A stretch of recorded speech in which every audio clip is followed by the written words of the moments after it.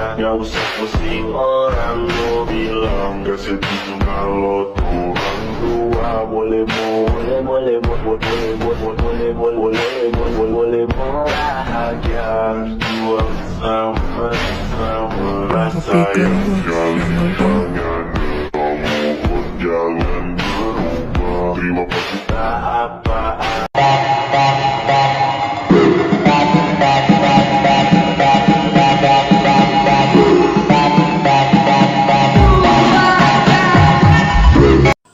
Perkenalkan, nama saya Cahya Saskia Apriliani dari kelas 10 MIPA 2, nomor absen 8. Perkenalkan, nama saya Anida Fatia Maulida Sulfa dari kelas 10 MIPA 2, nomor presensi 3. Perkenalkan, nama saya Setia Furtus Sakinah dari kelas 10 MIPA 2, nomor presensi 31. Perkenalkan, nama saya Mila Diana Salim dari kelas 10 MIPA 2 dari kelompok 3.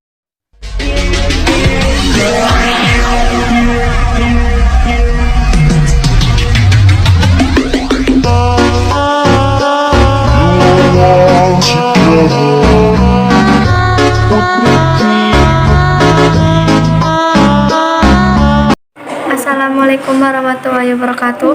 Kami perwakilan dari kelompok 3 akan mempresentasikan Kerajaan Pajajaran. Kerajaan Pajajaran adalah kerajaan di Nusantara yang terletak di Jawa Barat. Kerajaan Pajajaran memiliki sejarah panjang saat berdiri dan pada masa kejayaannya, hingga meninggalkan jejak peninggalan yang bisa dilihat hingga saat ini. Kerajaan Pajajaran dikenal juga dengan nama lain Kerajaan Sunda atau Negeri Sunda atau disebut Pasundan. Letak kerajaan ini di masa lampau bukanlah terletak di Bandung yang kini menjadi ibu kota Jawa Barat, melainkan di Pakuan atau saat ini Bogor. Awal mula Kerajaan Pajajaran. Kerajaan Pajajaran berdiri pada tahun 923 Masehi dan berakhir pada 1597 Masehi. Menurut naskah kuno, Carita Parahyangan yang ditulis pada abad ke-16 Masehi, Kerajaan Pajajaran merupakan gabungan dari dua kerajaan, yakni Kerajaan Galuh dan Kerajaan Sunda. Sebelum bergabung, kedua kerajaan itu masuk dalam wilayah Kerajaan Tarumanegara. Pasca Tarumanegara kalah dari Sriwijaya, kedua kerajaan memberontak dan melepaskan diri. Setelah melepaskan diri, Kerajaan Sunda dan Kerajaan Galuh mendeklarasikan diri sebagai kerajaan yang berdaulat. Konon, kedua kerajaan ini hampir berperang. Setelah Raden Baribin dari Kerajaan Majapahit mengungsi ke Kerajaan Galuh, Raden Baribin diterima dengan baik oleh Raja Kerajaan Galuh, Dewa Niskala.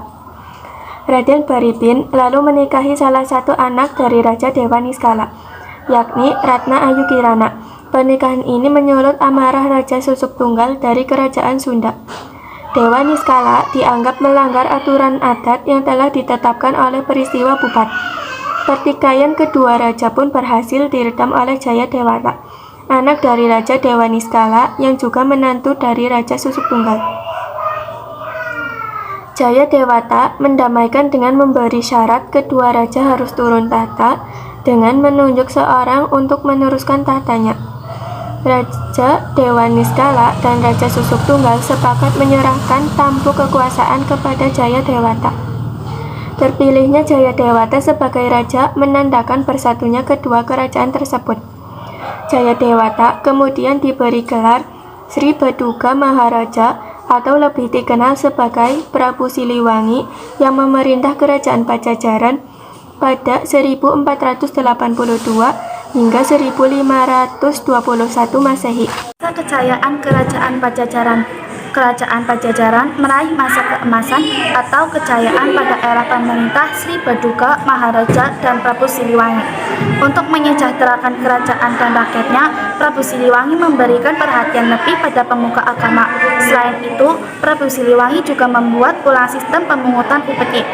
Prabu Siliwangi juga memperkuat kekuatan armada perang. Dia juga membangun dan memperkuat sistem pertahanan ibu kota dengan membuatkan parit pertahanan sehingga tidak mudah diserang oleh kerajaan lain. Kerajaan Pajajaran. Kerajaan Pajajaran hancur setelah mendapat serangan dari sejumlah kerajaan Islam, yakni Kerajaan Banten dengan bantuan Kerajaan Cirebon dan Kerajaan Demak. Awal mula kehancuran Kerajaan Pajajaran terjadi saat pengaruh ajaran Islam mulai menyebar di bumi Pasundan, membuat resah Prabu Siliwangi. Upaya pembatasan perdagangan Muslim yang masuk dan singgah di pelabuhan Kerajaan Sunda pun dilakukan, namun upaya ini tidak berhasil. Tahun 1527, Kesultanan Banten dari Cirebon meningkatkan tekanan pada Kerajaan Pajajaran dengan merebut pelabuhan Sunda Kelapa yang melemahkan Pajajaran dan Portugis. Lalu pada tahun 1570, Raja Banten Maulana Yusuf berhasil menaklukkan Kerajaan Pajajaran. Raja-raja Kerajaan Pajajaran. Semasa berdiri, Kerajaan Pajajaran hanya diperintahkan oleh 6 raja sebelum akhir hancur.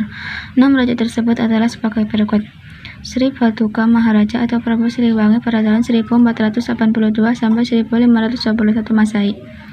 Surawisesa pada tahun 1521 sampai 1543 Masehi. Ratu Dewata pada tahun 1535 sampai 1543 Masehi. Ratu Sakti pada tahun 1531 sampai 1591 Masehi. Ratu Nilaligandra pada tahun 1551 sampai 1567 Masehi.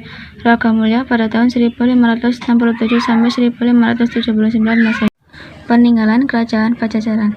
Sebagai salah satu kerajaan besar yang pernah ada di Indonesia, Kerajaan Pajajaran meninggalkan sejumlah jejak peninggalan. Peninggalan itu terdiri atas berbagai bentuk seperti kitab prasasti atau tugu. Berikut peninggalan Kerajaan Pajajaran yang masih bisa dilihat hingga saat ini. Yang pertama, Prasasti Cikapundung.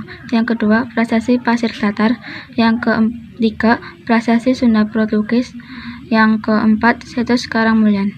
Itulah sejarah Kerajaan Pajajaran beserta dengan masa kejayaan dan raja-raja yang berkuasa. Sekian dari kami. Assalamualaikum warahmatullahi wabarakatuh.